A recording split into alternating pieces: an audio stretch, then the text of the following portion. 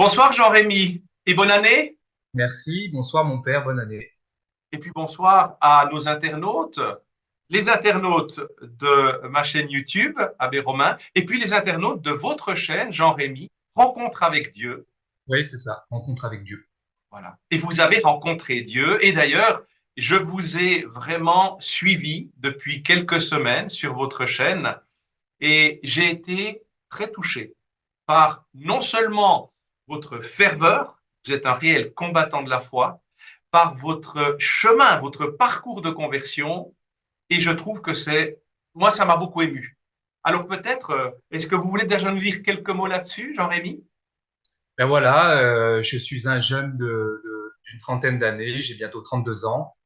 J'ai eu un parcours athée, on va dire, hein. Ensuite, j'ai eu énormément de recherches, j'ai été voir un petit peu partout. J'ai rencontré des gens dans le New Age, des musulmans. J'ai eu cette soif absolue de vouloir rencontrer la vérité de ce monde, en fait. Donc, il y a eu aussi des recherches sur la politique, sur les bas-fonds de ce monde. Enfin, voilà, j'étais vraiment ouvert à tout. Et je pense que c'est justement ça qui fait que le Seigneur est venu. C'est ce côté à dire, moi, je sais pas. Je ne sais pas, Seigneur, mais et d'être vraiment sincère dans son cœur et non selon son ego, mais selon son humilité. C'est-à-dire à dire, Seigneur, moi, je ne sais pas. Si tu existes, vraiment, viens te révéler à moi. Et justement, il y a eu énormément d'épreuves, des grosses difficultés. Je pense que c'était la préparation, on va dire la petite croix avant la résurrection de la rencontre. Et puis, une fois que cela est arrivé, j'étais à genoux. Le Seigneur est rentré dans ma vie d'une façon très, très forte et depuis, il ne m'a plus jamais quitté. Voilà, une petite phase protestante parce que j'ai rencontré le Christ. Alors, il n'y avait que le Christ seul. J'arrivais pas à imaginer autre chose que le Christ. À chaque fois que je priais, je le sentais, etc. Et puis finalement, à force de voir quand même ce qu'il y avait dans l'Église, d'avoir rencontré quelques personnes, eh bien, j'ai fini par demander au Seigneur s'il y avait une communion des saints. Et puis c'est par une histoire d'un catholique sur le Padre Pio qui m'a ramené à l'Église catholique. Voilà. Et puis depuis, j'ai fait ma confirmation et puis j'essaie de progresser chaque année, chaque année. Et maintenant la foi, bah, c'est la première chose dans ma vie. Tout est autour, même mon travail est autour. J'essaie de laisser beaucoup de temps pour ça. Alors, c'est vrai qu'on a convenu d'une chose, Jean-Rémy, pour cet entretien, que je qualifie volontiers d'entretien, parce qu'on s'est dit, ça va pas être vraiment une interview que je vous ferai, Tout à fait. mais plutôt un échange.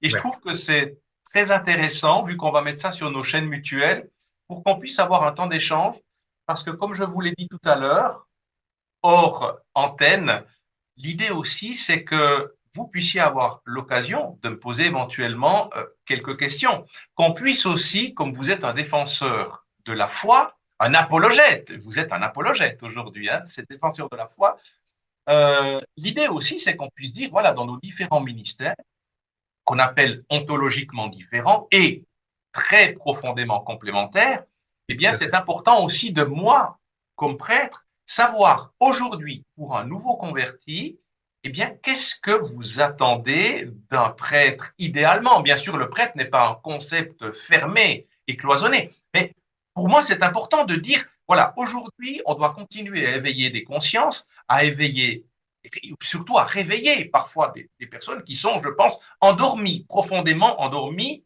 en état d'hypostase, je ne sais pas quoi.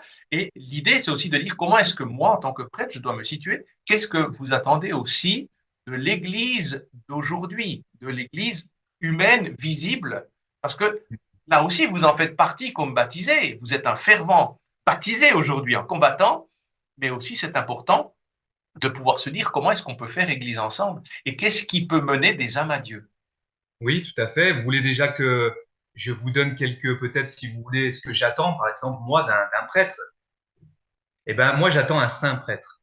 Et j'attends quelqu'un qui parle du ciel. Puisque à chaque fois que je me retrouve en paroisse, que ce soit en semaine ou en week-end, maintenant, j'installe des messes en semaine aussi. On me fait installer les messes, j'ai les clés de l'église, etc. Et c'est vraiment très difficile d'aller assister à des messes où on n'entend plus parler du Seigneur. Mais vraiment, je pense que la jeunesse qui arrive, elle veut entendre parler du ciel. Donc, ça paraît peut-être tout bête ce que je vais dire, hein, Mais on est à une époque où les prêtres, les hommes d'église, sont devenus un petit peu tièdes, au sens où ils ont un petit peu peur de choquer. Mais là, on ne parle pas de choquer, c'est que il y a tendance à édulcorer un petit peu le contenu de la foi pour faire plaisir à tout le monde. Et moi, ce que j'attends avec d'autres jeunes, parce que j'en parle aussi pas mal en paroisse, c'est des prêtres qui parlent du ciel et non pas des choses politiques.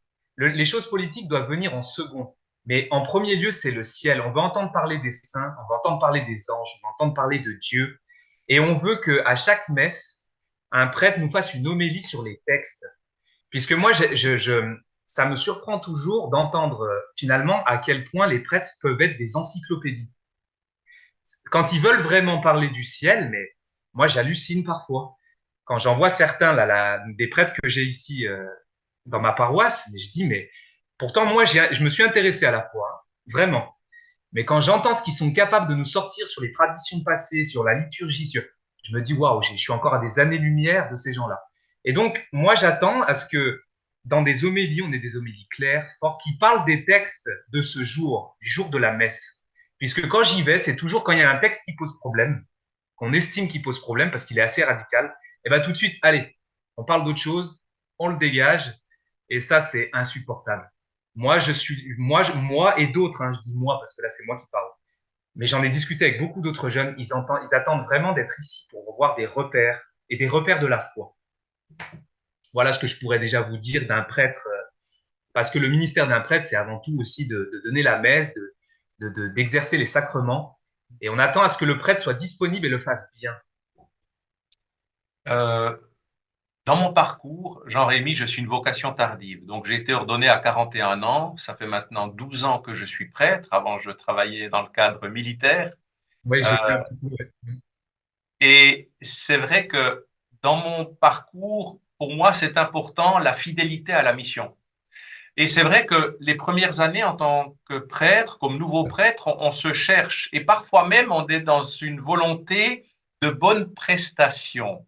Ce qui veut dire qu'on prépare les choses, on regarde si ça convient, on essaie de ne pas faire de mécontents ou le moins possible. Et dans le fond, on est aussi quand même, je dirais, confronté à cette notion de plaire.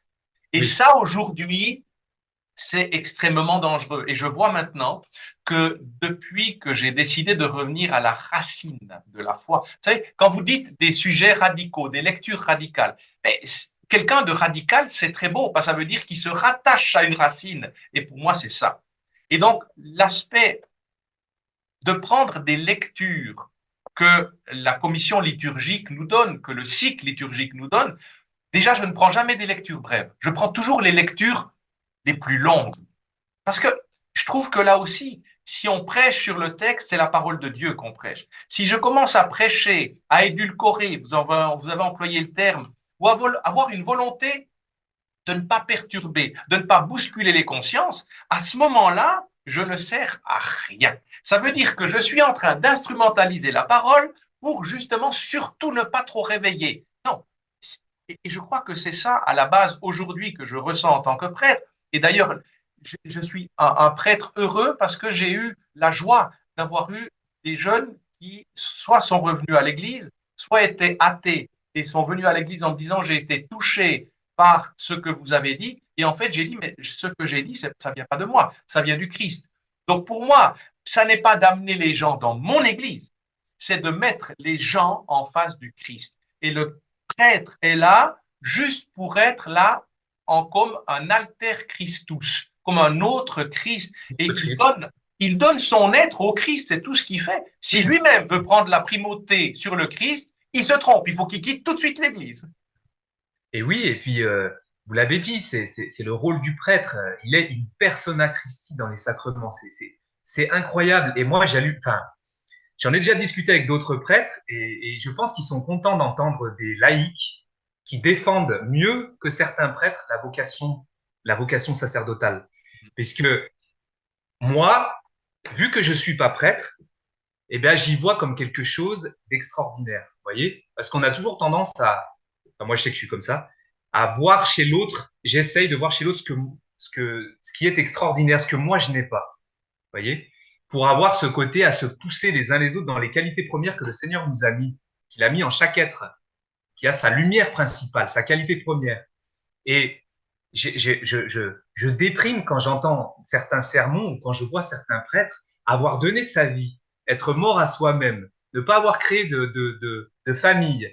Pour ça, des fois, je me dis, je suis un peu cru dans mes mots, mais pour ça, non, c'est pas possible. C'est un appel tellement radical que de lâcher toute aspiration humaine pour correspondre au Christ. Et finalement, si on ne le fait pas, on loupe sa mission. On la loupe totalement. Elle est. Moi, il y a des fois des gens qui me disent, comme je vous ai dit tout à l'heure aux antennes, mais pourquoi tu ne deviens pas prêtre? Et parce que j'en suis pas digne, et parce que c'est pas mon rôle. C'est comme ça. Et moi, des fois, je réponds, non, je n'en suis pas digne. Vraiment, le Seigneur ne m'appelle pas à cela. Non pas parce qu'il m'aime pas, mais parce qu'il m'aime différemment. Voilà. Il y a des amours privilégiés, il y a des amours différents. Voilà. Donc, c'est dommage. Moi, j'aime les prêtres, j'aime l'Église. Moi, j'aime Dieu par-dessus tout. Et parce que j'aime Dieu par-dessus tout, j'aime l'Église. Voilà, parce que c'est son œuvre. Et je veux des prêtres qui aiment l'Église. Voilà, je comprends qu'on peut pas être. C'est pour ça que chacun a sa place. Je comprends qu'on ne peut pas être radical comme un jeune, comme moi, s'exprime sur Internet, assez vrai, des fois assez radical. C'est vrai. Ça, je le comprends et c'est pas du tout ce que je demande. Je demande la foi, tout simplement que des gens aient la foi et qui transpirent le Christ. Que quand on les voit, on voit le Christ à travers un homme. C'est le Padre Pio, c'est des gens comme ça. C'est ces gens-là qu'on doit remettre en avant. C'est ces gens-là les modèles de prêtres. Pour notre temps aujourd'hui, c'est ces gens-là. Confession, communion, remettre ça au centre. Parce que une communion mal faite ne produit rien. Une communion bien faite, bien préparée, sans rigidité. Je suis pas en train de dire oui, t'as fait ça, tu peux pas. Je tombe pas là-dedans. Je parle dans le fait de la beauté de se présenter devant Dieu lavé pour le recevoir en nous. Même nous, on manque de foi. On se rend pas compte de ce que c'est que recevoir le corps du Christ. Et notamment, vous les prêtres, je pense, parfois ne vous rendez pas compte de ce que vous avez dans les mains, de faire venir le corps du Christ. Donc, pour terminer là-dessus, moi je pense que on veut des prêtres qui croient et on veut des prêtres qui se donnent. Alors, je sais que c'est pas facile, mais comme vous l'avez dit tout à l'heure, c'est soit on est prêtre, soit on l'est pas. Si on veut être un peu entre deux, eh ben, on part, on abandonne et on laisse sa place. Et je crois que c'est ça. Ça peut sembler des fois dur. C'est vrai que des fois, j'ai eu je dirais certaines formulations qui ont pu sembler dures envers le croyant, envers le prêtre. Pour moi, la foi engage, le baptême engage, une ordination engage. Et soit on y répond de manière totale, soit on dit je préfère ne pas y répondre et on sera jugé moins sévèrement. Et Oui, je je suis crois que ça, d'accord. c'est très important. D'accord. Euh, Aujourd'hui, celui qui répond à sa vocation, euh, parfois, je le dis ouvertement, celui qui me dit je ne me sens pas la force, je ne me sens pas le courage, j'ai peur, alors que l'évangile n'arrête pas de nous dire ne craignez pas. Certains me disent j'ai peur parce que je sais que l'on va me mettre de côté, je sais que l'on va me juger, qu'on va me railler. J'ai dit et après, tous les grands saints, tous les prophètes ont eu le même comportement. Padre Pio lui-même, dans sa vie, en a eu vraiment pour son galon, comme on peut dire. Hein. Et alors, j'entends, pour moi aujourd'hui, si le baptisé est bien vu par la société d'aujourd'hui, une société, en tout cas, je dois dire dans nos sociétés sécularisées, laïcistes, parce que je ne peux plus dire qu'elles sont laïcisées, elles sont laïcistes, on a évacué Dieu de sa création. Donc, j'entends, aujourd'hui, pour moi, celui qui se dit je suis chrétien, je suis baptisé ou je suis prêtre, et en même temps je conviens parfaitement au monde, le monde même, je Il y a me un problème. dirais, il y a un gros problème. Tout à fait. Donc, C'est pour dans ce ça que comportement-là, je pense que là, Jean-Rémy, on doit faire des choix radicaux, fondamentaux, et on doit parfois aussi être en polémique en se disant comment est-ce qu'on peut réagir par rapport à certaines choses. Et souvent, je suis aussi en grande discussion avec certains confrères qui sont des hommes bons, mais qui ont peur. Ils ont peur justement d'être rejetés parce que là aussi, et d'ailleurs j'ai eu le témoignage, peut-être que vous l'avez écouté, même d'un évêque. Non, Il je a ne l'ai pas voulu encore rester. écouté. Il faudra que je Voilà, l'écoute, alors, mais je ne l'ai pas encore écouté. c'est un évêque dont j'ai lu le témoignage qui a voulu rester anonyme. Alors, ce qui Ah si, m'a ça j'ai entendu. Ça j'ai entendu. Oui. Voilà. Alors, je peux le dire aujourd'hui, c'est un évêque français. Il m'a Oui, je m'en autorisé à doutais. dire quand même que c'est un évêque français. Et où lui-même avouait qu'il a été lâche. Lui-même avouait qu'il avait subi des pressions et que ces pressions avaient été tellement fortes par rapport à convenir à un système politique, à obtenir aussi des subsides au niveau financier. Oui, tout à fait. Tout à fait. Et je crois qu'à un moment donné, c'est ça, c'est de choisir entre la pureté de la foi, quitte à être rejeté par ce monde. Mais moi, je le dis envers et contre tout, ma ligne de mire, c'est quand je me présenterai devant le Seigneur pour mon jugement particulier. Il va me demander des comptes. Il va me demander des comptes. Et là, il y aura personne qui pourra me défendre en disant oui, mais il a quand même été gentil avec moi parce qu'il a accepté de Tout à fait. brader la parole de Dieu ou les commandements. Ah non, moi Tout je à ne veux fait. pas ça. La clé pour nous, c'est le Christ qui dit, hein, celui qui aura eu honte de moi devant les hommes, j'aurai honte de lui devant mon Père. N'oublions pas ce genre de verset très fort du Christ qui nous appelle à l'aimer plus que nos propres frères, pères, mères, sœurs, enfants. Alors, ça ne veut pas dire qu'on ne doit pas aimer nos enfants, puisque le Seigneur vient en nous, nous met un tel amour en nous par sa présence qu'en fait, on se plaît à aimer encore plus nos frères et sœurs. Mais avec lui en socle, avec lui en premier, en haut et en bas. Le Seigneur qui nous supporte en socle cette foi et puis toujours le regard tourné vers lui. C'est, c'est vrai que moi, je vais peut-être paraître un peu dur, mais je pense que ça passera par l'extérieur de l'Église, mais que c'est des gens de l'extérieur. Je ne parle pas d'autres religions, hein. Je parle de catholiques, de chrétiens, qui réveilleront les prêtres et surtout les évêques, puisque les évêques successeurs des apôtres, c'est eux. Même vous, en tant que prêtre, c'est par délégation que vous avez le pouvoir. C'est absolument nécessaire que les évêques se réveillent, mais je pense réellement, hein, peut-être que je me trompe, hein, mais que ça ne passera pas par les évêques eux-mêmes. Ça passera par des gens, des voix fortes qui secoueront le cocotier, comme on pourrait dire, et qui permettront aux évêques de prendre conscience et aller. Ça repartira. Sans Mhm. les évêques, ça ne repartira pas. C'est ce que j'essaie d'expliquer aux gens. C'est pour ça que l'Église, il faut l'aimer, il faut la supporter, il faut se battre pour. Parce que sans les évêques, on fera rien du tout. On continuera à s'effondrer. Par contre, si on attend dans notre coin, nous-mêmes laïcs, hein, qui avons une voix forte, et qu'on ne fait rien, on garde son trésor pour soi, on enterre son talent, comme dans la parabole des talents, et au final, qu'est-ce qu'on fait? Au moment où le Seigneur viendra nous réclamer notre talent, on lui dira, bah tiens, je l'ai enterré parce que j'avais peur de toi. Vous voyez, il y a tout dans les évangiles. Il y a tout. Tout ce qu'on vit aujourd'hui, ça parle pour tous les temps. Moi, c'est ce qui m'avait troublé à l'époque où je me suis converti, c'est que vous lisez les évangiles, ça parle pour aujourd'hui. Ça parle pour il y a 1000 ans, ça parle pour dans 2000 ans, on en parlera encore. Puisque c'est la parole de Dieu. La parole de Dieu n'a pas de limite de temps. C'est là qu'on voit que c'est la vérité. Et c'est ce genre de choses fortes qu'il faut qu'on se rappelle.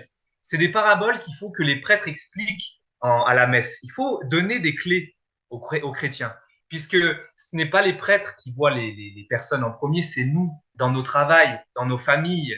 C'est nous qui pouvons amener des gens à l'église. Le problème, c'est que si moi, je m'amuse à ramener des gens à l'église et que les prêtres, ils me les dégoûtent, comme ça fait souvent, hein, bah ça m'embête, puisque je passe tous mes dimanches à la sortie de la messe à dire, allez, les amis, courage, restez, priez, sacrifiez-vous pour le Christ. Offrez-vous en sacrifice, même si la messe, elle est dure à vivre parce que elle est soupe au lait, elle est tiède comme jamais. Mais restez pour le Seigneur. Vous l'aimez? Montrez-lui que vous l'aimez. Restez pour lui. Priez pour l'Église. Offrez tout cela en sacrifice. Unifiez tout ça à la croix du Seigneur et vous verrez que ça produira des miracles. Mais voilà, le problème, c'est que moi, je le vois, j'ai ramené pas mal de gens dans leur cœur à Jésus-Christ et qui s'intéressent à l'Église. Mais une fois qu'ils ont passé la porte de l'Église, bah, souvent, ils reviennent pas. Mhm. Et ça, c'est très problématique, vous imaginez? Vous êtes là à vous battre et il y a des gens qui cassent tout parce que c'est pas que c'est des mauvaises personnes, vous l'avez dit tout à l'heure. Souvent, vous parlez avec eux, c'est des très bonnes personnes. Ils ont des qualités humaines, etc. Je dis pas. Mais c'est cette peur. Vous avez raison. C'est cette peur qui paralyse les prêtres aujourd'hui. Mhm. Cette peur qu'il faut absolument combattre, qui est humaine, hein. Moi, je l'ai toute la journée, la peur. Elle est humaine. Elle est compréhensible. Mais il faut se battre contre. Et avec les armes de Dieu. Il y a une chose qui m'interpelle beaucoup.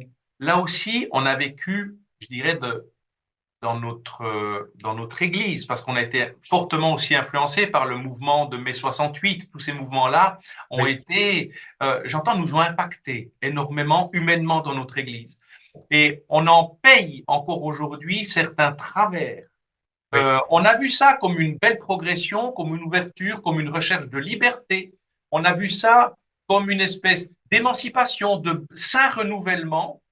Je ne parle pas du Concile Vatican II, Non, qui non, non, était non. un bon concile, ça n'a rien à voir. Je parle de certaines visions qui se sont enfilées dans cette brèche idéologique et en fait qui ont voulu renouveler en profondeur, je dirais même de manière ontologique, les ministères, la foi, qui ont voulu revoir la moralité de l'Église, qui ont voulu évacuer le catéchisme de l'Église, dans le fond, pour devenir, et je l'entends encore aujourd'hui, devenir plus simple, plus accessible, moins pompeux, alors que moi, je voyais là-dedans plutôt une désacralisation. Dans l'aspect d'une simplicité, je pense que vous parliez avant de célébration. Moi, je veux, et je pense que d'ailleurs, dans les écrits, il suffit de relire la lettre encyclique Desiderio Desideravi pour qu'on voit, c'est vraiment une lettre apostolique sur la liturgie. On redit très clairement, il faut que toutes les rubriques soient respectées, que tous les gestes et les symboles soient présents. On peut faire du beau sans que ça soit pompeux.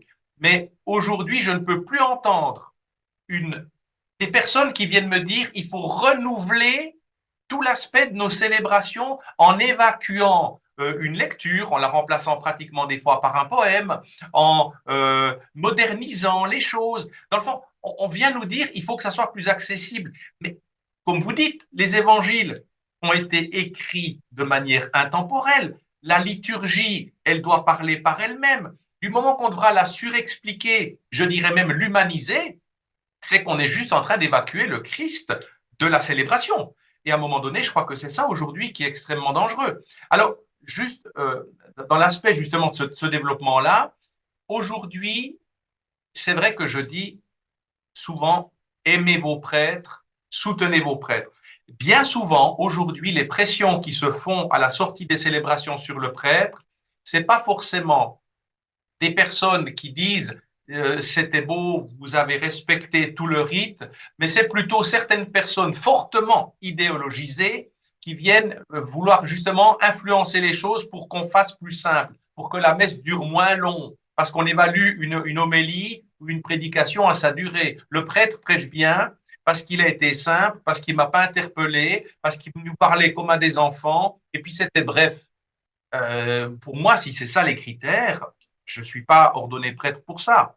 Si au contraire j'interpelle les consciences, c'est ça qui est important. Et j'aimerais juste terminer que dans un conseil de communauté, en parlant de ce mouvement, que ce que j'appelle maintenant parfois un peu vulgairement les 68 arts, parce qu'on en a encore quelques-uns, eh bien là, ce qui se passait dans un conseil de communauté il y a quelques années, on avait des personnes qui avaient un peu plus de 60 ans qui disaient, voilà, il faut qu'on pense une pastorale des jeunes, il faut que les jeunes, on revoie complètement nos célébrations parce qu'elles ne leur parlent plus. Et ils voulaient révolutionner, je dirais, tout le canon de la messe. Et j'ai dit, écoutez, maintenant, ce qu'on va faire, on va incorporer à notre conseil de communauté des jeunes, parce que vous parlez en tant qu'anciennes jeunes. J'ai dit, on va faire Ah, venir des jeunes. Et on a eu ça, 3 jeunes qui sont venus dans ce conseil. Et les 3 ont pris le contre-pied total de cette voilà, personne en c'est disant, nous, ça, on veut revenir à la radicalité de l'évangile. exactement.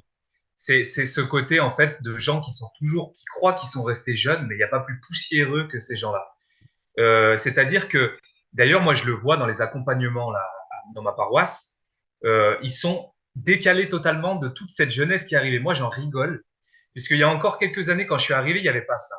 Et là, les derniers baptisés qui arrivent, là, ces dernières années, vraiment les dernières là, c'est que ça. C'est que des jeunes qui veulent des repères de foi très forts et ils font péter un câble littéralement à leurs accompagnants parce que leurs accompagnants, ils sont incapables de leur répondre quoi que ce soit et du coup, ça part en clash en permanence.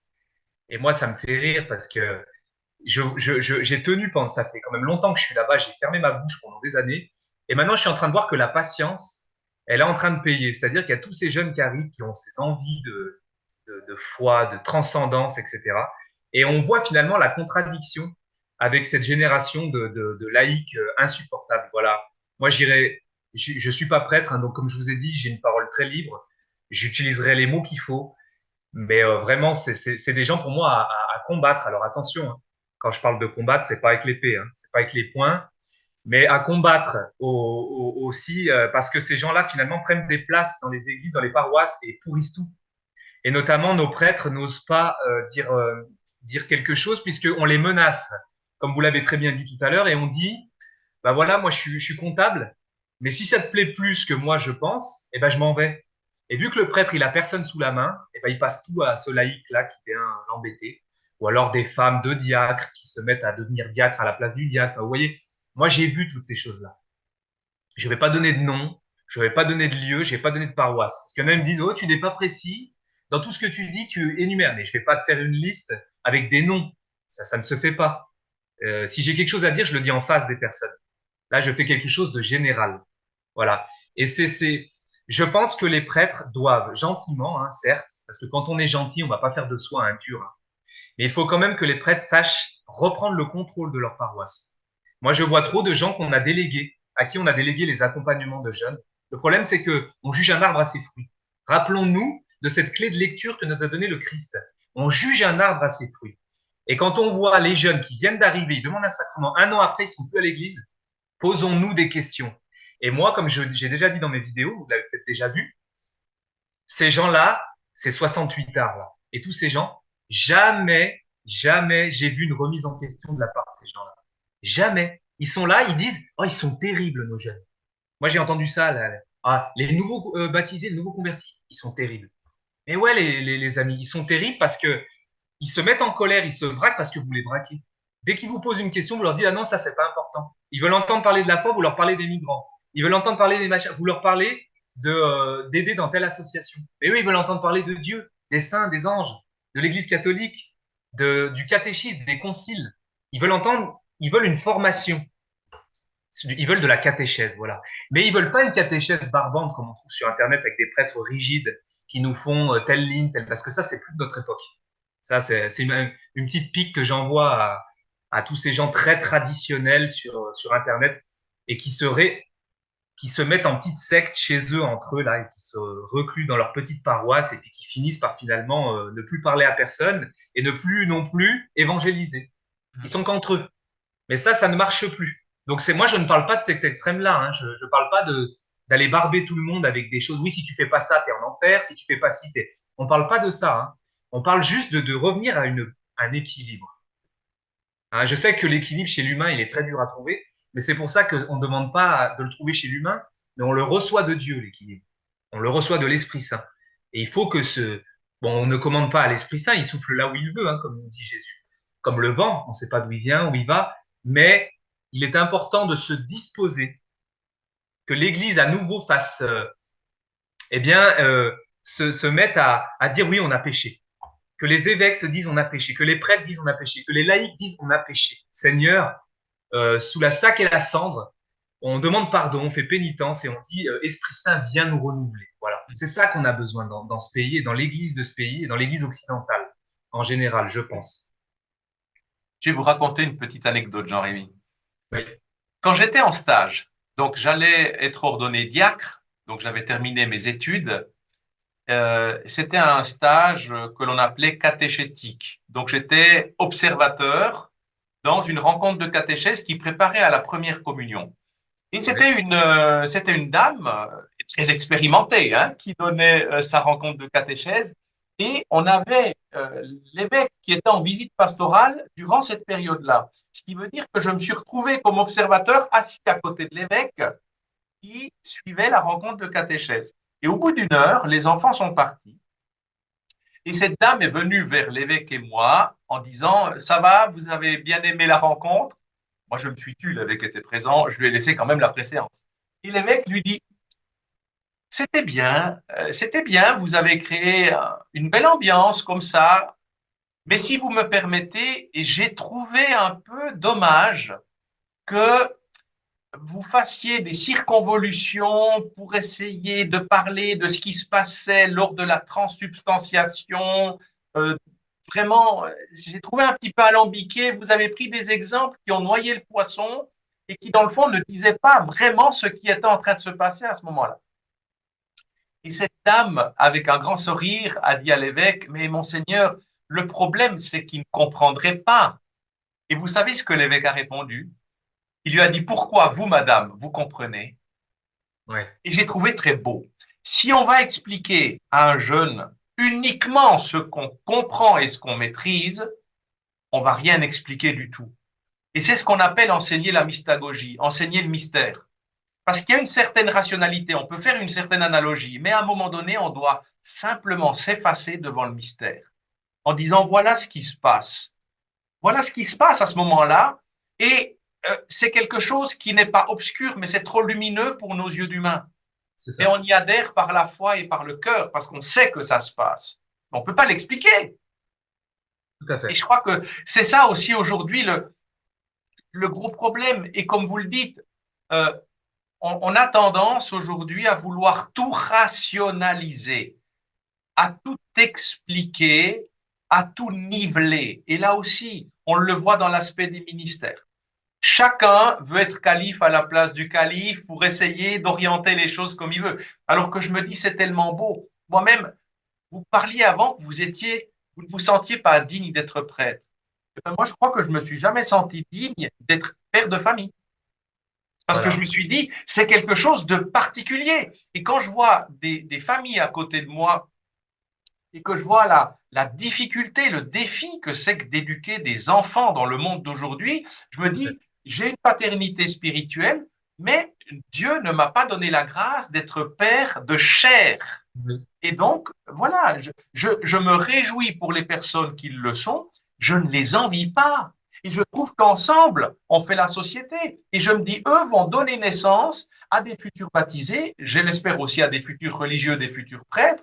Et ensemble, on doit s'unifier pour que l'Église continue. Et ce que je voulais aussi peut-être vous dire par rapport à ce chapitre-là, vous disiez avant ces personnes qui se sont presque, je dirais, attribué des droits de dire ce que doit être l'Église du Christ d'aujourd'hui. Alors que moi, je dis, non, parle Seigneur, ton serviteur écoute. Moi, je suis là pour te servir. Je suis là pas là pour me servir de ton Église, pour m'accomplir, pas du tout. Et là, dans cet aspect-là, aujourd'hui, je pense qu'il faut quand même qu'on soit réaliste. On vit une période de profonde crise et à plusieurs niveaux et dans plusieurs secteurs. Aujourd'hui, on a des sables mouvants partout. Des gens me disent, je ne sais plus à quel sein me vouer. Au moins dans l'Église, on doit avoir un message stable, pérenne, intemporel. Parce que si nous-mêmes, on devient des propres sables mouvants en essayant sans arrêt de changer les choses, les gens vont dire, mais même ce message de Dieu, il n'est plus là. C'est un message qui devient complètement fluctuant. Et pour moi, aujourd'hui, quand des personnes viennent me dire, mais écoutez, voyez, dans notre Église, on a essayé de tout renouveler, on a essayé de tout revoir, on a essayé de tout refonder, je leur dis, mais regardez les fruits. Votre Église, voilà. elle est dans une faillite. Dans une Hein. faillite. Elle ne se renouvelle plus, il n'y a plus de vocation. Posez-vous des questions. Et comme vous le disiez très bien, pourquoi on donne la première communion à des jeunes et le dimanche d'après, on ne les voit pas? Posez-vous les questions. Et c'est ça le problème. En fait, le problème principal, c'est l'orgueil. Personne ne veut se remettre en question. Tout le monde veut sa petite église à son image propre. Alors qu'on est appelé à demander au Christ une église à l'image du Christ. C'est ça la réalité. C'est pas notre petite église à nous, mais même moi, hein. Parce que les gens là, ils vont dire peut-être l'autre, pour qui il se prend. Mais moi-même, je dois des fois me calmer et dire, oh, Seigneur, c'est ton église, c'est pas la mienne. C'est pas parce que moi j'aime ce côté un peu plus radical, mais j'aime ce côté radical parce qu'il est absent. Moi, je me sens, enfin, je sens tellement un déséquilibre dans la balance que je me sens d'exagérer parfois sur ce côté-là pour qu'en fait, il y a un petit revirement, vous voyez? Parce que je vois des prêtres saints, mais c'est toujours la même chose. C'est toujours très doux, c'est très bien la douceur. C'est très bien. Mais c'est pas ça, c'est pas d'aller tout le monde dans le même sens qui sauvera, en quelque sorte l'Église. On va pas dire sauver l'Église, mais renouveler l'Église. C'est ce côté, en fait, à ne pas castrer les vocations qui arrivent. S'il y a un jeune ou moins jeune, parce qu'il y a des baptisés sur le tard, hein, il y a des gens qui ont 45 ans qu'on baptise, s'ils sont plus portés sur la vérité, orientons-les doucement vers la douceur, et les gens qui sont portés trop vers la douceur, donnons-leur des notions de vérité. Elle est là, l'équilibre, vérité, amour, qui s'embrassent l'une et l'autre. Et c'est vraiment ces clés-là qui nous manquent aujourd'hui, puisque moi, ma peur aussi certaine, c'est qu'un jour, quand je vois tous ces jeunes là qui arrivent et qui ont vraiment besoin d'être formés puis d'être calmés, c'est qu'on fasse un extrême inverse, qu'on se retrouve dans quelques décennies ou années à avoir une église qui devienne rigide, qui retombe dans des côtés plus où il y a que la vérité, il y a plus d'amour. Vous voyez ce que je veux dire? Parce que l'humain, il a du mal par lui-même. L'humain, il peut rien par lui-même. Jésus l'a dit, hein, sans moi, vous ne pouvez rien. Il n'a pas dit vous pouvez peu. Il a dit vous ne pouvez rien. Donc, quand on a compris ça, on demande au Seigneur d'agir et il y a des visages différents dans l'Église. On fait quelque chose d'ensemble et c'est comme ça qu'on renouvellera l'Église. Les gens qui sauteront dans la douceur et l'amour, donnons-leur de la vérité. Les gens qui sont trop dans la vérité, donnons-leur de l'amour et de la douceur. L'Esprit Saint, c'est un tuteur et c'est ça dont on a besoin. Et les gens diront, mais l'Esprit Saint, on ne peut pas le commander. Ah non, ça c'est vrai, mais on peut se disposer. Quand on va demander une grâce à Lourdes, eh bien, je pense que ça peut être une bonne idée d'aller faire une bonne confession avant d'y aller, vous voyez. Ben là, c'est le même principe. Demandons pardon à Dieu. Si nos évêques et nos chefs demandent pardon au Seigneur, ben c'est une bonne prédisposition, un peu comme le baptême de Jean le Baptiste dans le Jourdain, qui vient avant le Christ pour déblayer, pour donner un peu d'humilité, pour abaisser ce qui doit être abaissé, déblayer ce qui doit être déblayé. Et c'est comme ça qu'il y aura le Christ qui viendra à nouveau souffler sur son Église. Alors, il faut des Jean-Baptiste. Il ne faut pas que des Jean-Baptiste, hein, parce que s'il y a que des Jean-Baptiste, ça va partir dans tous les sens. Mais il en faut, et il faut pas les castrer. Et le problème, c'est que c'est pour ça que c'est intéressant d'avoir des gens laïcs. Le problème des laïcs, malheureusement, c'est que ils ont tendance à se donner trop de liberté. Vous voyez?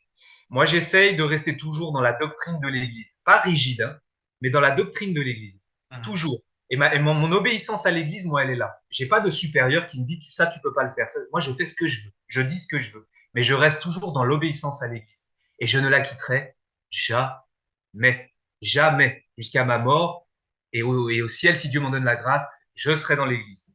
Voilà. Et c'est ça qui doit nous prédisposer à accueillir cet Esprit Saint qui était promis avec le Concile Vatican II, cette espèce de renouvellement dont on parlait, dont certaines mystiques parlaient aussi, cette espèce de renouvellement qui devait arriver. On l'a pas encore vu. Moi, je pense qu'il viendra pour donner aussi un message d'espoir parce qu'on a toujours tendance à croire que moi, quand je fais des vidéos, vu que je suis un peu, voilà, les gens ils se disent, ouais, c'est un message de désespoir. Au contraire, si on comprend où il est le mal, on peut agir. Si on ne reconnaît pas qu'on est pécheur, si on ne reconnaît pas qu'il y a quelque chose qui ne va pas, eh bien, on peut pas agir. On peut pas laisser le Seigneur agir parce qu'on n'a pas besoin d'un médecin, on n'est pas malade. Vous voyez? Il faut absolument que nos chefs, mais même les laïcs, hein, moi le premier, on reconnaisse nos faiblesses, nos erreurs. Et c'est comme ça que le Seigneur aura envie de venir renouveler son Église. Je ne sais pas ce que vous en pensez. Prêchez un convaincu. Vous prêchez un convaincu, Jean-Rémy.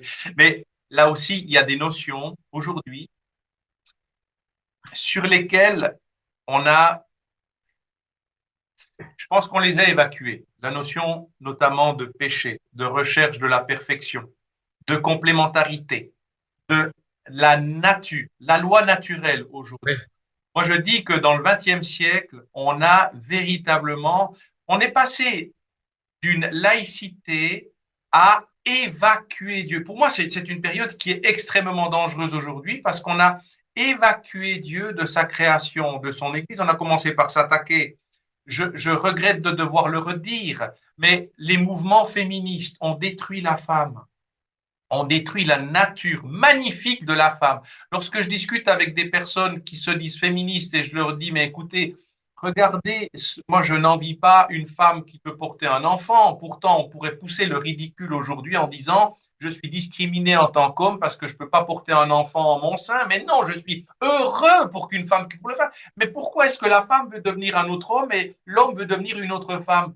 Alors qu'on devrait toujours axer sur cette naturalité et en se disant, mais les choses ont été créées parfaitement, reconnaissant la dignité de chacun et la perfection de cette dignité en chacun, mais dans la différence, dans la complémentarité. Il en est la même chose dans l'Église, dans la différence, mais alimentons, valorisons. Moi, j'ai envie de valoriser le ministère laïque.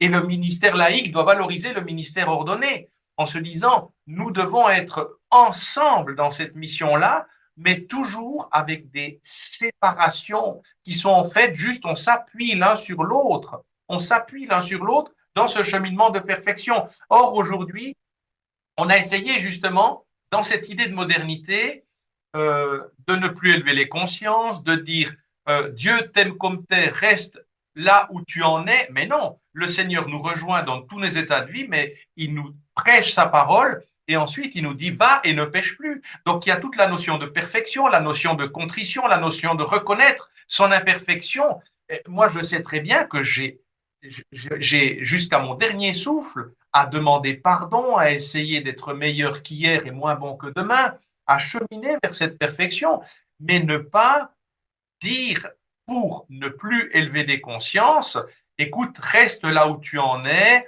c'est très bien comme ça, Dieu, de toute façon, te sauvera. J'entends souvent ça. J'entends des Ouais. personnes qui me disent, mais de toute façon, ça ne sert plus à rien d'aller se confesser. Dieu nous a rachetés une fois pour toutes par son incarnation et par son chemin de croix. Mais c'est hallucinant. Et donc, je leur dis, mais vous vous rendez compte, ça voudrait dire, et non seulement si tout le monde finit au paradis, ça serait la plus grande supercherie. Ce qui veut dire que tous les prophètes, tous les martyrs, ça n'a servi à rien. Non, mais ça, c'est ça, si vous voulez, c'est l'autre qui rigole. On va pas le Oui, citer aujourd'hui, on va juste l'appeler l'autre. Parce qu'il faut pas lui donner trop d'honneur, il est petit comme ça par rapport à Dieu. Ça, c'est le Padre Pio qui disait, on a un grand Dieu et un tout petit, voilà, à côté. On va pas donner son nom parce que sinon il est content. Mais c'est les fumées de l'autre dans l'église, tout ça, et dans la société. Mais vous savez, les gens, quand ils nous voient, ils vont avoir tendance à dire, ouais, mais regardez, vous êtes aigris sur la société. Mais non, au contraire, affichons un large sourire. Parce que vous savez quoi? On a un trésor. On l'a. Nous, là, on est en train de le partager. Ils en veulent. Ils en veulent. Amen. Ils en veulent pas. Ils en veulent pas. Et vous savez, c'est ça le tort des chrétiens aussi. C'est qu'on a ce côté à, vu que le monde est différent de nous, mais qu'on est au milieu du monde, on a tendance à se protéger. C'est l'inverse du christianisme. Le chrétien, il doit faire des disciples, aller dans toutes les nations et baptiser au nom du Père, du Fils et du Saint-Esprit. C'est la mission de tout chrétien, tout baptisé. Parce que, voilà, alors bien sûr, moi, en tant que laïc, je peux pas baptiser les gens, mais je peux les amener à aller au baptême. Voilà, on se comprend.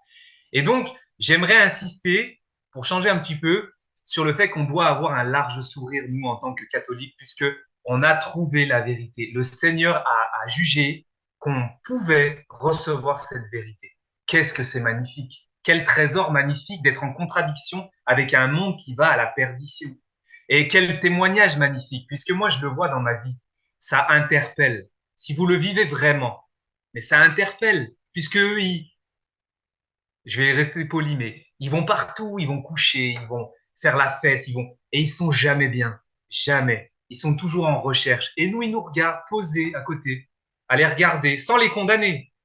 C'est ça le piège, attention, à ne pas condamner, à regarder son frère avec amour et bonté, et avec vérité par contre, hein, parce que les gens attendent aussi qu'on ait un discours de vérité, un petit peu comme un garde-fou. L'Église, c'est ce qu'elle doit être, hein. Quand la société dérive, elle doit dire non, attention. C'est son rôle. Eh bien, moi, j'insiste, je veux insister aussi sur ce côté-là. Moi, je suis toujours stupéfié par ce que le Seigneur fait quand je lui obéis. Telle grâce qu'il va donner à telle personne à travers moi. Et ça me rend, comment dire, c'est dur.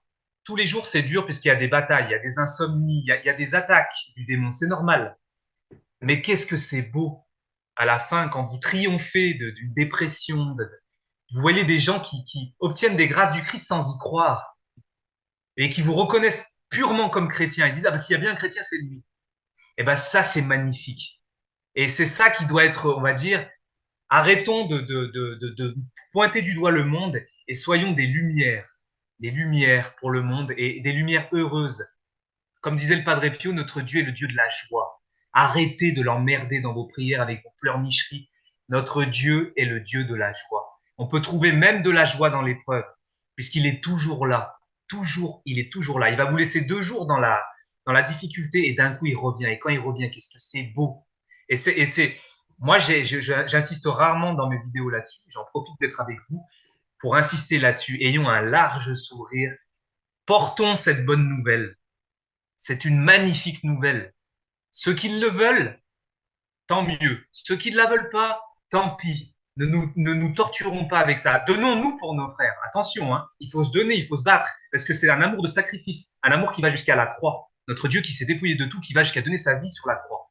Donc c'est très important de se donner, mais toujours avec un recul et se dire, ah Seigneur, s'ils en veulent pas, tant pis, moi j'ai ce trésor. Et je l'ai pas par mon orgueil, je l'ai parce que c'est toi qui es en moi. C'est pas moi. Moi, je suis rien sans toi. Je ne suis que néant, péché, euh, peur. Moi, je le vois, hein, des peurs pas possibles. Et je me dis, allez, oh, bouge-toi. Mets-toi à genoux devant ton Dieu. C'est pas toi, c'est lui qui va agir à travers toi. Et ça, c'est magnifique. Et c'est sur ça qu'il faut vraiment insister aujourd'hui. Et arrêter de se reclure là entre nous dans nos petites sectes traditionnelles. C'est pas pour attaquer les tradis que je fais ça, hein. Mais j'ai des idées en commun avec ces gens-là, mais je ne tombe pas dans ce piège d'aller me reclure. Moi, je me livre. Celui qui n'est pas content, il n'est pas content. Hein? À Noël, je vais à la messe et j'embête tout le monde parce que je me casse au milieu du repas pour aller à la messe à telle heure qui embête tout le monde. Et les gens m'attendent même pour manger. Vous voyez? Alors que je leur ai dit manger sans moi. Eh ben non, ils m'attendent pour manger parce qu'ils me respectent. Et finalement, en me respectant tout doucement, ils arrivent à respecter le Christ. C'est nous les témoins. Et c'est comme ça qu'on donnera envie d'être chrétien, qu'on donnera envie de l'Église. Vous voyez ce que je veux dire? C'est le Seigneur, il a hommes et femmes, il les fit, à son image, il les fit. On est image de Dieu. Est-ce qu'on y croit? Là, c'est C'est la ça. grande question. Est-ce qu'on y croit? L'aspect de proclamer l'évangile, ça me fait rappeler à une petite vignette que j'avais vue dans un journal où il disait, il se questionnait, il y avait tout un conseil presbytéral, il disait comment annoncer l'évangile aujourd'hui. Et il y en avait un qui disait avec le sourire. Et je crois que c'est ça. Aujourd'hui, le plus grand questionnement, et là aussi, on voit, on a eu toute cette période de Covid. On était reclus, on avait peur. Alors que moi, j'ai toujours essayé de vivre au mieux mon ministère pendant cette période-là. C'est là où j'ai lancé ma chaîne en disant, il faut que je trouve d'autres biais pour pouvoir me connecter aux gens, pour pouvoir montrer que les prêtres, que l'Église est présente. Trouver des biais. Et je me souviens encore, il n'y a pas très longtemps, on me disait, tu sais, fais plutôt profil bas par rapport à tous ces scandales de l'Église, à tous ces abus dans l'Église. J'ai même certains confrères qui me disaient, peut-être banalise-toi, enlève ton col romain quand tu sors. J'ai dit, mais au contraire. J'ai dit, Oui, pourquoi avoir peur? J'ai dit, mais au contraire. J'ai dit, on m'a jamais agressé quand je sors dans la rue. Mais je sors dans la rue, je salue les gens, je suis disponible, je suis identifiable par mon col romain. Et puis si quelqu'un veut détourner la tête, qu'il détourne la tête, c'est égal. oui, Et je oui, crois que c'est ça que, à un moment donné, on a quelque chose, comme vous disiez, on a un trésor à donner. On est là à disposition, on le montre, on l'affirme, on n'est pas des tièdes, on est des brûlants et on essaie de le dire, je suis là, avec amour, avec oui, respect. Celui oui, qui ne veut pas de problème. Mais c'est vrai que pour moi, c'est surtout de dire, voilà, écoutez, moi, je continuerai envers et contre tout. Quand j'ai été nommé comme prêtre dans les paroisses dans lesquelles j'ai été nommé, une des premières homélies, chaque fois que j'ai dites, je disais, je vous suis envoyé au nom de Dieu pour essayer d'être le responsable de la communauté et assurer une unité dans la diversité. Mais j'ai dit, pour moi, j'ai un mot d'ordre.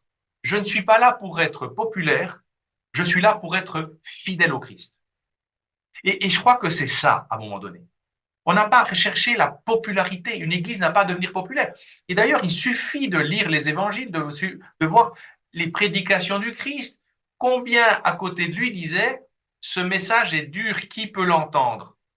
Mais il est dur parce que c'est un amour, parce que c'est notre cœur qui est dur, qui ne veut pas l'entendre. C'est pas le message, c'est juste notre cœur qui s'est endurci. Et comme vous disiez, c'est notre orgueil, c'est notre envie de nous maîtriser, de nous accomplir, de d'éviter justement de cheminer dans la contrition, dans la conversion, dans l'humilité. C'est ça qui est dur. C'est pas le chemin de Dieu qui est dur. C'est notre cœur qui nous endurcit. Oui, je suis entièrement d'accord. J'ai rien. Juste une petite chose que vous avez dit tout à l'heure, vous avez parlé de enlever le col romain, etc. Moi, j'hallucine de voir des gens qui sont dans une déconnexion la plus totale. Mhm. Je vous le dis, j'ai 31 ans. Les jeunes, c'est le futur dans l'Église, forcément. Logiquement, c'est eux le futur. Ils veulent voir des cols romains. C'est ça qui me fait rire, c'est que on a une Église totalement déconnectée. Chez certains prêtres et certains, mais vraiment, ça me fait rire parce que ils croient que être jeune, c'est être sur les réseaux sociaux à faire du montage, etc. Ils ont rien compris. La réalité, c'est que ça, c'est le monde, mais les jeunes qui veulent sortir de ça, ils veulent voir une Église qui est fière d'elle. C'est ça qu'ils veulent voir. Et ça me fait rire d'entendre ce genre de discours de la part de ces gens-là. Ça se voit qu'ils sont qu'entre eux. Mhm. C'est une hypocrisie absolue. Puisqu'on se dit d'être ouvert aujourd'hui, et en fait, on est qu'entre nous. Les prêtres, ils sont qu'entre eux. Ils se disent oui, oui, alors il n'y a plus d'autorité aujourd'hui. Mais quand un évêque doit exercer son autorité pour empêcher telle chose, hein, ben il le fait encore. Donc arrêtons de nous cacher derrière ça. C'est insupportable. Moi, et je pense que le Seigneur, je parle pas au nom du Seigneur, moi je suis rien, mais je pense que c'est ces choses-là qui dégoûtent Jésus. C'est ce qu'on voit dans ces pharisiens hypocrites, en fait. Hein. Les pharisiens des temps modernes, aujourd'hui, c'est pas des gens qui sont durs sur la doctrine, hein. C'est des gens qui ont dégagé la doctrine. C'est ça, les pharisiens des temps modernes. Il faut que l'Église, elle comprenne que Jésus, il a fini sur une croix. Et que aujourd'hui, quand on a une Église qui veut se moderniser et qui plaît au monde, et ben, c'est problématique. C'est bien qu'il y a un problème. Elle est loin de finir sur une croix, ça c'est sûr. On dirait qu'elle accompagne doucement sa mort. C'est Mhm. quand même problématique. Je, je, il faut absolument que les prêtres et les gens d'église pour de vrai aillent voir ce qui se passe à l'extérieur.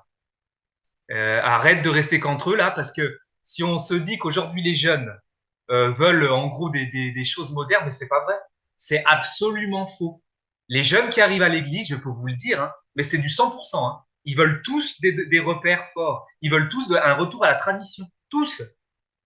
Si on ne réagit pas, je vous le dis, on va tous les perdre. Ils vont tous aller chez les CD vacantistes. Ils vont tous aller. Alors, les traditions dans l'église, il n'y a pas de souci, mais ils vont tous aller se reclure entre eux. C'est ça que je veux dire. Mhm. Et là, le démon, il a gagné quand c'est comme ça, puisque en fait, ces gens-là vont garder le petit trésor pour eux, ils vont l'enterrer, ils vont jamais produire du fruit, et ils vont surtout pas être des témoins pour leurs frères et sœurs dans le monde. Mhm. Vous voyez? Et donc, je réagis juste là-dessus. Il faut vraiment que l'Église se dépoussière, mais dans le bon sens. Mhm. Elle a cru se dépoussiérer en mettant de la modernité. Dégagez tout ça, c'est fini ça. On n'est plus dans les années 70 là. Aujourd'hui, c'est l'inverse. Dépoussiérons l'Église en écoutant cette voix, la mienne, mais d'autres voix de jeunes qui arrivent et qui montrent que c'est l'inverse qu'on attend. Et puis, tout à l'heure, vous m'avez dit si j'avais des questions pour faire quelque chose d'interaction entre vous et nous, vu que c'est vous qui menez la chose depuis tout à l'heure, et moi, je vais vous poser une question. Qu'attendez-vous, vous, en tant que prêtre, d'un vrai fidèle laïc? Qu'est-ce que vous attendez d'un quelqu'un, par exemple, comme moi, qui viendra assister à vos messes? Qu'attendez-vous des laïcs autour de vous pour vous aider, pour faire progresser l'Église? Mhm. Alors, là, c'est une question centrale. Et j'en parle tous les jours. Parce que souvent, on me dit comment est-ce qu'on peut faire? Comment est-ce que. Parce que là aussi, pour moi, c'est de vivre son sacerdoce baptismal.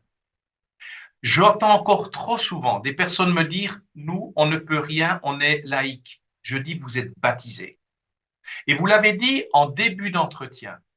Aujourd'hui, et je reste convaincu de ça, ce qui va bouleverser l'Église, ce sera le sensus fidei, les fidèles qui vont réveiller le ministère ordonné.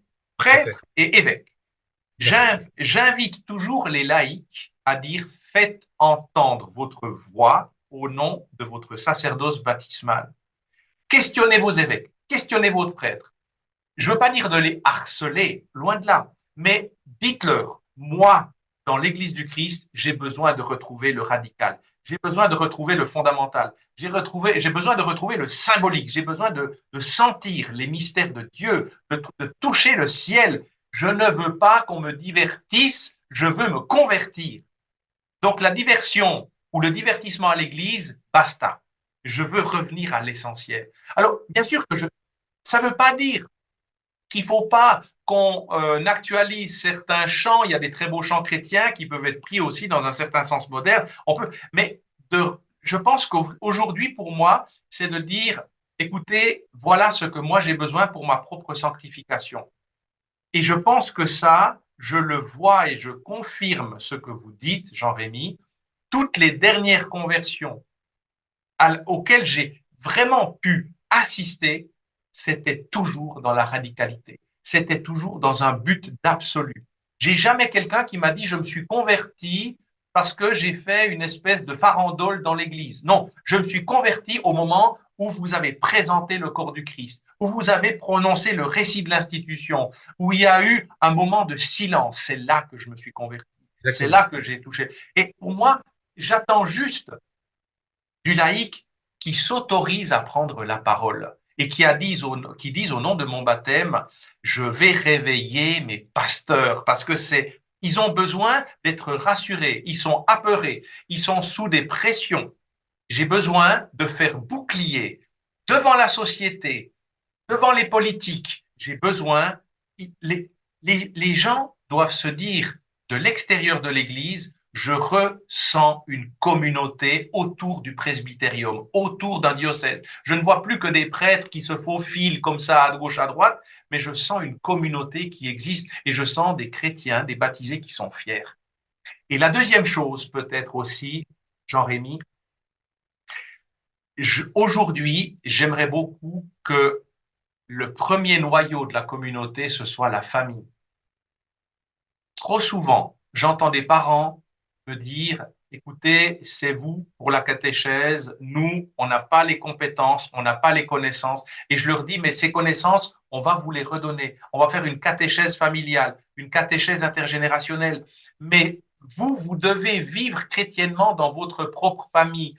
Vous devez prôner l'évangile dans votre famille. Si vous envoyez les enfants à l'église ou à la catéchèse sans la vivre vous-même dans le noyau familial, ça, il y a un noyau, il y a un maillon qui manque dans la chaîne de transmission de l'évangile. Et on a besoin aussi de sentir que des parents soient, avant d'être des parents, des chrétiens. Oui, Et je pense que ça aussi, aujourd'hui, ça manque. On est accessoirement chrétien. Et alors, oui, dans un oui, c'est milieu vrai, très confiné, mais c'est vrai. moi, j'ai envie de sentir des chrétiens dans leur vie. Alors, je dis pas d'être prosélyte, mais juste de dire, je suis fier d'être chrétien et je suis prêt à témoigner devant quiconque, et surtout si je me mets en péril. Oui. Et puis, vous savez, vous parlez de prosélyte, mais en fait, il n'y a pas besoin de tomber là-dedans, hein. C'est vrai, hein. Il suffit juste de... Regardez, quelqu'un comme le Padre Pio, c'était pas un grand théologien, c'était juste quelqu'un qui respirait le Seigneur. Quand on le voyait dans ses attitudes, on sentait la présence de Dieu. C'est juste ça, en fait, être chrétien. Mais est-ce qu'on le veut vraiment? Moi, je pense que on aura beau discuter comme on discute là, c'est magnifique, c'est très bien. Mais est-ce que les gens veulent vraiment s'abandonner au Christ? Est-ce qu'on est capable de dire, Seigneur, ma volonté, non, mais la tienne? Et ça, franchement, c'est pas juste des paroles pour faire bien. C'est la base de tout, en fait. Et c'est pas du prosélytisme. Moi, vous me verrez jamais dans la rue aller gueuler, évangéliser, emmerder les gens, en fait. Mais c'est par mon attitude, mes paroles, mais par mes actes. Parce que les paroles, voilà, on est sur Internet, on est bien obligé de parler, hein. On va pas danser devant la caméra, mais c'est par les actes. En fait, c'est par toutes vos attitudes que vous respirez le Christ. Est-ce que vous voulez être un nouveau Christ pour vos frères et sœurs? Est-ce que vous voulez que le Christ passe à travers vous pour donner ses grâces et se faire connaître? Mais c'est ça la vocation du chrétien. Et aujourd'hui, il n'y a plus d'excuses, puisque en tant que laïc, à notre époque, on peut se former de A à Z. Mais vraiment, moi, j'en suis le témoin. C'est pas pour toujours parler de moi, mais j'ai personne qui m'a amené à l'église. Je me suis retrouvé guidé par le Seigneur et je me suis formé. Et voilà, ça a été mon chemin, ça a été comme ça. Beaucoup de prières aussi. Il faut peut-être remettre la prière. Et puis, il faut accepter de se laisser former par les personnes qui peuvent nous former. Et c'est ça, est-ce que les gens en veulent vraiment? Parce que c'est très dur de dire ma petite personne, elle n'existe plus, ou alors elle existe, mais en tout cas, Seigneur, transfigure-la, vas-y, sublime les qualités que j'ai, chasse un petit peu les défauts, ils sont toujours là, hein, mais l'Adam est toujours là. Mais est-ce qu'on veut vraiment faire la volonté de Dieu? Est-ce qu'on veut faire ça? Et ça, c'est très difficile. Moi, je sais que il m'a fallu énormément d'épreuves, mais énormément pour commencer à toucher cette réalité-là. C'est-à-dire que c'est bête hein, de devoir que le Seigneur doit passer par nous mettre à genoux pour qu'on se laisse guider par lui. C'est dommage. Mais c'est parce qu'on met des résistances. Et le Seigneur, parce qu'il est bon et parce qu'il respecte notre libre arbitre, va pas aller au-delà, il va pas nous forcer. Il est très patient. Mais est-ce que réellement les chrétiens, les laïcs, comme vous avez dit, les parents, vous avez raison, c'est dans la famille que ça doit se passer. Est-ce que les parents en veulent vraiment? Comme vous dites, ils sont chrétiens, ils pensent qu'ils sont chrétiens parce qu'ils vont à la messe le dimanche matin. Parce qu'ils ont entendu un prêtre soupe au lait leur parler de que Dieu n'est pas raciste, qu'il est ceci, qu'il aime tous ses enfants, qu'il fait des bisous toute la journée. Voilà. Ils pensent que être chrétien, c'est ça. Ensuite, ils rentrent chez eux et ils se comportent tout bah, comme n'importe quel mondain. Mais non, c'est pas ça. C'est toujours la même chose. Est-ce qu'on aime le Seigneur? C'est l'amour du Seigneur qui nous fait vivre de lui. Est-ce qu'on l'aime? Est-ce qu'on est prêt à le faire passer en premier? Bah, je ne crois pas. Je pense qu'il y a vraiment je pense pas que c'est le nombre qui sauvera l'Église, mais c'est la qualité des baptisés. C'est le qualitatif, pas le quantitatif. Hum, Il suffit de quelques voix. On l'a vu hein, dans l'histoire, c'est toujours ça. Regardez un Padre Pio, quoi. À lui tout seul, ce qu'il a fait. bien sûr. Vous dites, mais comment ça se fait que le Seigneur, alors qu'il y a des milliers de prêtres, passe par un pour faire ce qu'il a fait? Bah, c'est comme ça, c'est parce que c'est une âme qui veut tout donner pour Dieu. Voilà, c'est tout. Le Seigneur aime tous ses enfants, mais celui à qui lui dit oui, qui dit oui au Seigneur, bah, le Seigneur lui donne encore plus. À celui qui a, on lui donnera encore plus. À celui qui croit avoir, on lui enlèvera même ce qu'il a. Faut se rappeler de toutes ces paroles-là. On les lit le dimanche, mais on est là, ouais, je sais pas ce que ça veut dire, mais il faut les vivre. Merci, Jean-Rémy. Ça fait du bien. Je pense que ces échanges nous édifient parce qu'en même temps, ils placent le Christ au centre. Et C'est je ça, crois qu'il faut se dire, lorsque deux ou trois sont réunis en mon nom, je suis au milieu d'eux. c'est ça. Et ce soir, on est à sans doute quelques centaines de kilomètres de distance. Eh bien, je crois vraiment que le Christ est au milieu de notre échange. Et j'espère que sur votre chaîne et sur ma chaîne, il y aura des commentaires, des questions. Là aussi, on se donne beaucoup de peine d'y répondre. On essaie aussi je dirais, d'alimenter le besoin, la soif de certaines personnes. Aujourd'hui, on est là pour réveiller, on est là pour réveiller, pour réinformer, pour responsabiliser. Être chrétien, ça engage. Et je crois que c'est ça. Ça n'est pas un passeport qu'on a dans sa poche en disant c'est bon, je suis baptisé, j'ai fait mon devoir. Le baptême est le début du périple, est le début du chemin. Et l'amour, tout amour, est exigeant.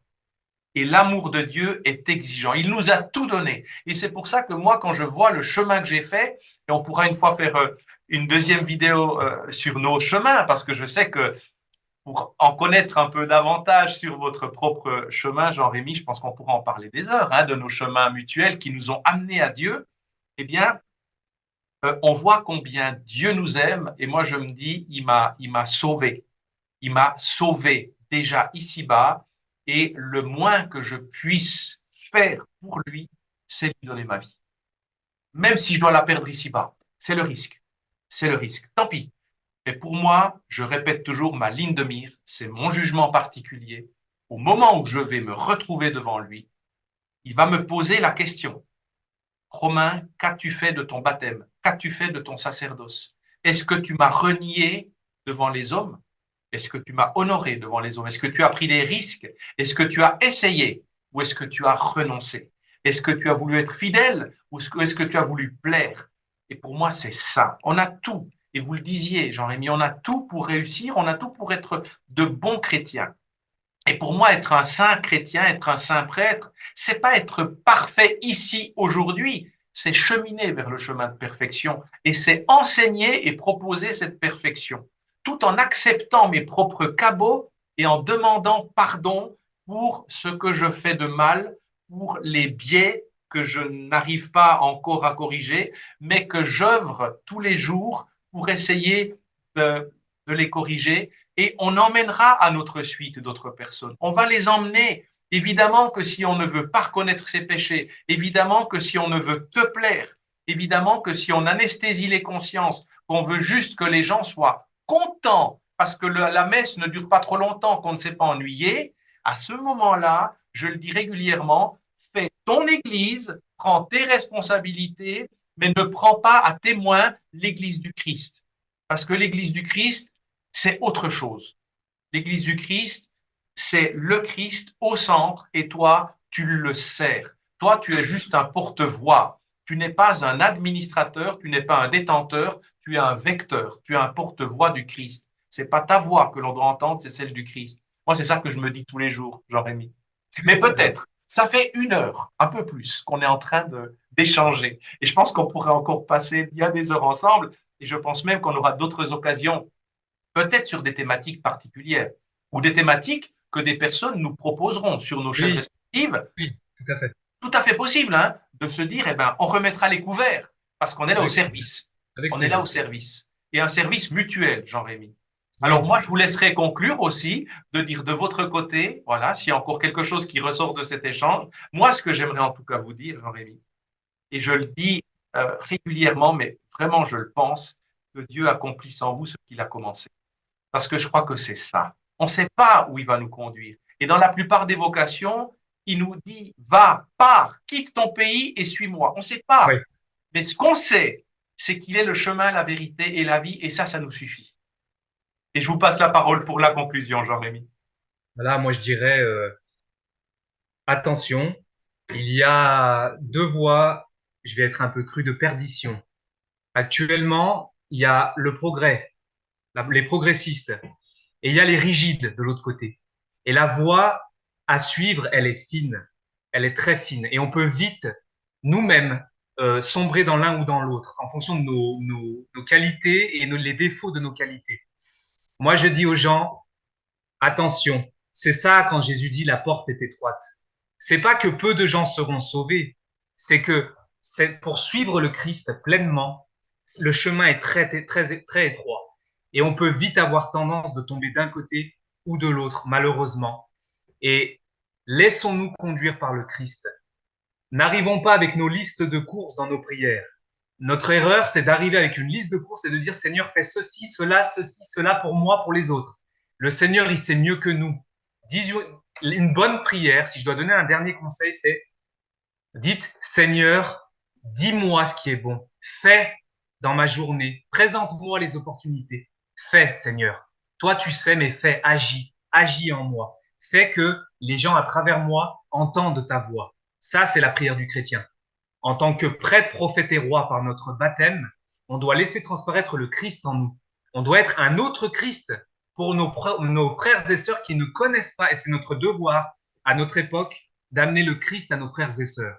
Et ça, c'est très important de dire au Seigneur, à genoux, Seigneur, fais ton œuvre en moi. Tous les matins, levez-vous et dites, Seigneur, agis. Moi, j'en sais rien ce qu'il faut que je fasse.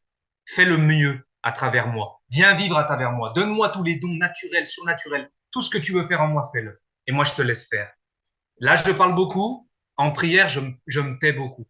Voilà, c'est ce que je vous conseille. Taisez-vous, mettez-vous à genoux, regardez-le et dites-lui, vas-y, agis sur moi, parle-moi. Allez à l'adoration, mettez-vous un coin prière dans vos chambres, mettez-vous des icônes du Christ béni par un prêtre et dites-lui, allez, vas-y Seigneur, je te regarde, regarde-moi et agis. Et là, à ce moment-là, vous verrez vos vies se transformer. Et surtout, taisez-vous. Laissez le Seigneur agir en vous, parce que lui, il sait. Il sait mieux que nous, en tout cas. C'est notre Créateur. Et c'est lui qui nous révèle qui on est. Dans nos silences, le Seigneur nous parle. Voilà, Ménagez ces instants de silence, l'adoration, la prière. Parle, Seigneur, ton serviteur écoute. exactement. Merci beaucoup, Jean-Rémy, de cet échange. Je vous souhaite le meilleur. Vraiment que le Dieu de bonté vous comble de tous ces dons que vous êtes en train de développer depuis votre baptême. que la très sainte Vierge veille aussi sur vous, qu'elle vous comble de ses grâces, que votre ange gardien aussi vous donne ce repos du corps, le bon conseil toujours, et que les archanges lumineux, Michel, Gabriel et Raphaël, luttent à vos côtés. Et puis, celui qui va continuer d'intercéder pour vous, et d'ailleurs vous avez été touché particulièrement par lui, c'est Saint Padre Pio. Et je vous confie aussi à lui. Je vous dis à bientôt, Jean-Rémy. Bientôt, mon père. Merci beaucoup. Et puis, comme d'habitude, que celui qui a des oreilles entende.